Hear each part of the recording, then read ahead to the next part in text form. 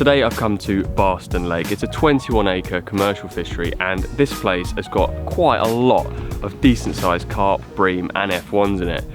Because the fish are showing at quite long range, today's video is going to be all about getting the most out of long range feeder fishing.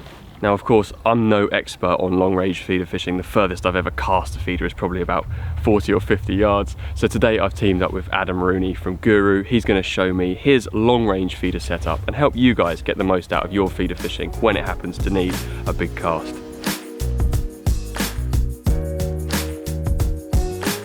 Barston's a great venue for giving away where the fish are. Literally, it's a huge lake, very shallow, and the fish tend to show themselves. So had a walk round, saw there was more fish in this area than anywhere else on the lake, so if you can see them, you've got a good chance of catching them. So as this style of fishing is a little bit different to what I'm used to, yep, I brought my 12-foot power feeder rod. Perfect. I mean, I don't own anything longer. Do you need a longer rod if you want to cast like long distances? I think for pleasure fishing, that would be more than adequate. Okay. And hopefully today we'll be able to catch everything we need to on that. I have brought a beastie rod in the bag for you, just in case. What, like a 13-foot casting rod? Yeah, so basically it's a 13-foot rod with a distance casting reel. If we need to go extreme. The fish are showing quite long today as well, so we'll see. But 50 to 60 metres, that should be absolutely fine with balance gear. Cool. And then the reel, I've got one just like that. Yep. I've just literally got mine set up with 8-pound line. So this is sort of my everyday gear that I'd go with, which is 12-foot rod, 8-pound pulse line. You can sort of cast 50, 60 with no problem. When you step up to a 13, you want to make the most out of it. So slightly lighter main line, but fish with a shock leader. Because the thinner line flies off the spool peels off the reel better, yeah. You can get a longer distance. And then if you fish a shock leader, that just protects you from cracking off when you cast in. Cool. So. And before I go back to my swim and start getting set up, I've got a 1-ounce tip and I've got a 3-ounce 3-ounce. 3? I would go 3. 2 reasons. Yeah. One, obviously we want the rod to be as reactive and as stiff as possible to get the distance. And if you notice also on the 3-ounce you get a lot bigger rings on the things. So when you're fishing slightly heavier lines, so maybe a shock leader, it cast better. Does, yeah. And the line will go through those big eyes much easier. That's it. Bite sensitivity, you'd probably use a lighter one, but for today, because it's shallow, they tend to be quite aggressive bites, so we should be all right with the 3. Sweet, I'll go get set up. All right, mate, good luck.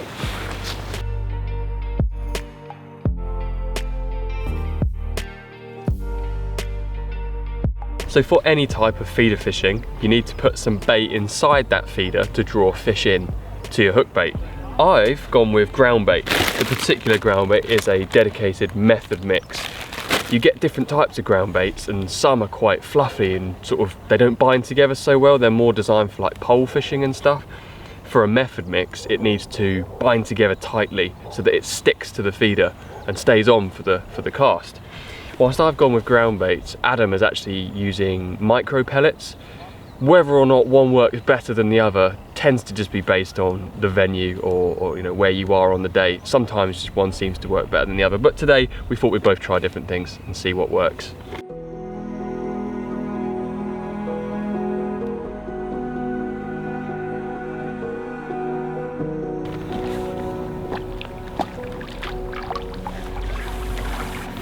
There we go, first one of the day. A little skimmer bream, probably about £2 on a yellow wafter. We're just going through the motions at the minute. That's the first of many. Hopefully we'll catch some carp to go along with this and maybe some big F1s, but we've had a bite, so we're rolling.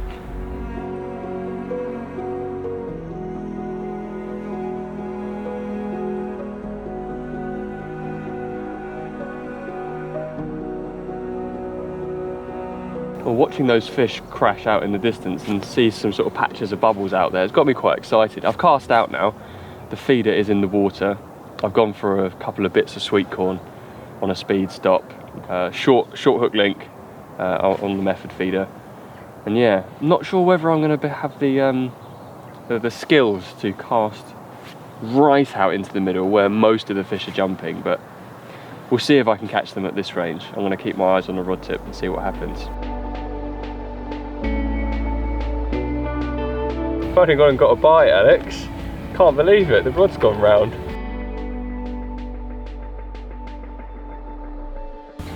Oh dear. Oh, after all that, I brought it all the way in, it fell off.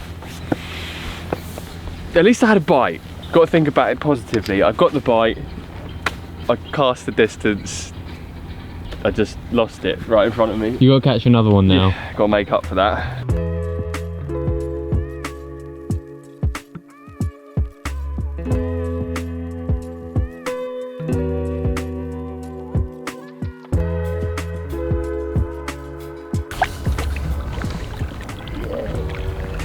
Changed to a bit of bread on the hair.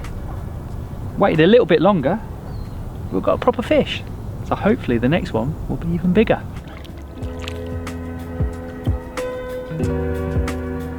So free hook baits I love to bring to Barston in the winter months as it's cooling down. I like some nice bright wafters.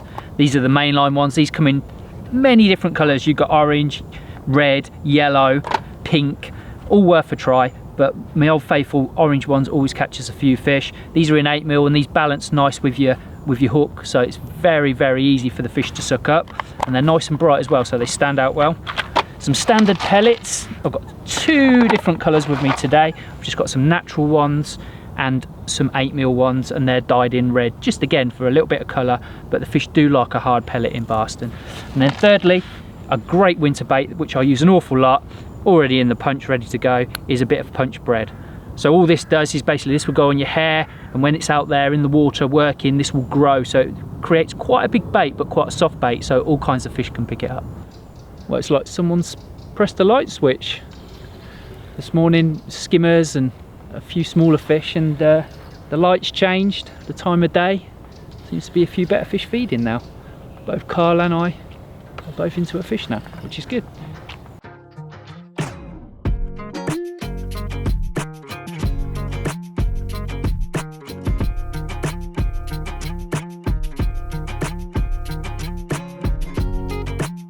Adam just caught one, and my rod's gone round as well. It's nice to see that the fish are getting on the feed a little bit now. Just got to hope I land this one, because I lost the first fish I hooked, and that was very frustrating. So I'm going to focus.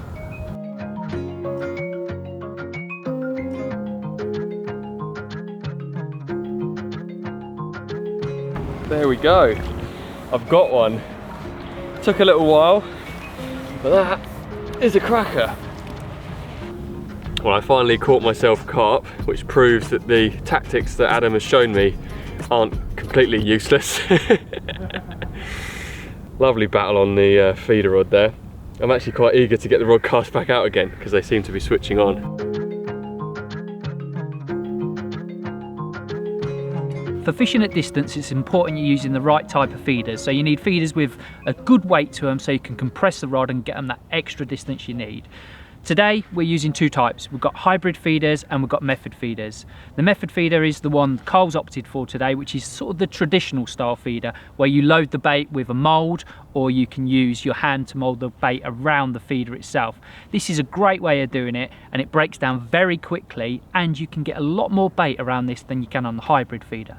The hybrid feeder is basically designed for ease. It's the most easiest feeder to use. But what I like about it when casting at distances is you've got the protective bars around the side. So when you load it with bait, it tends not to come off when you're casting out. A method feeder, unless you're really good at moulding it, can sometimes, when you put too much pressure on it, the bait can come off. So this just simplifies things.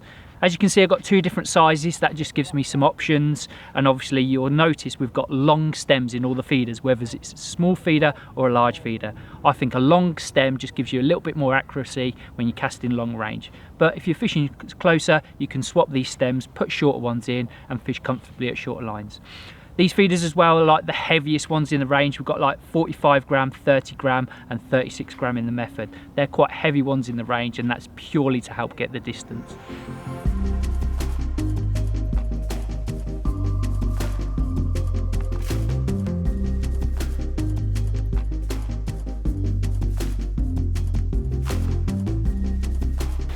Another cracking little mirror from Barston Lake. It's been a good day. We've had quite a few bites, and I actually caught that last fish on Adam's 13-foot rod. He gave me one of the hybrid feeders, the really big heavy ones. I blasted it into the distance where the fish were crashing. Caught this one straight away.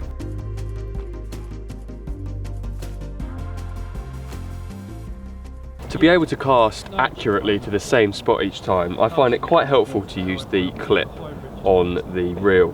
That just means that the same amount of line is paid off each time before it stops the feeder in the air and it drops down on the spot.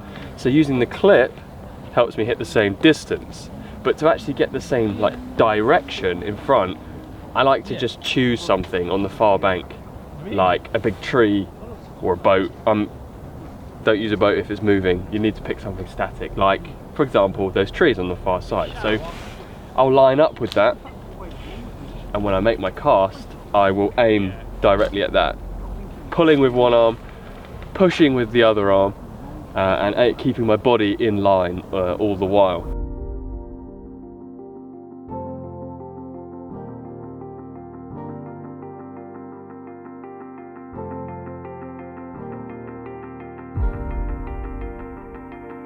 Balance gear is really important for getting those extreme distances. So when stepping up to the big rod, as we call it, the beast, the 13-footer, and the bigger reel, the bigger spooled reel, it's really important also to use a shock leader. This allows you to use a lot lighter main line, so it will come off your spool a lot quicker. Being on the big spool, it will fly off and just give you that extra bit of distance. And it's a real simple thing to do. So rather than fishing 8-pound line straight through, we've got a 10-pound shock leader. This is just a very robust, very strong line which you can cast off. So when you're fishing a heavy feeder and thumping it as hard as you possibly can, it's really important. Then behind that, I've got 5-pound main line, which might sound a bit ridiculous when you're fishing for carp, but it just allows you to get that extra distances and you can get the bites. And obviously when you're playing the fish, you come back and you're playing the fish off the shock leader. The shock leader is through your rod basically, and 3 turns on your reel. That gives you enough to cast off and also enough for when you're playing fish under your feet. Real good little tip there for when you're going the extra distance.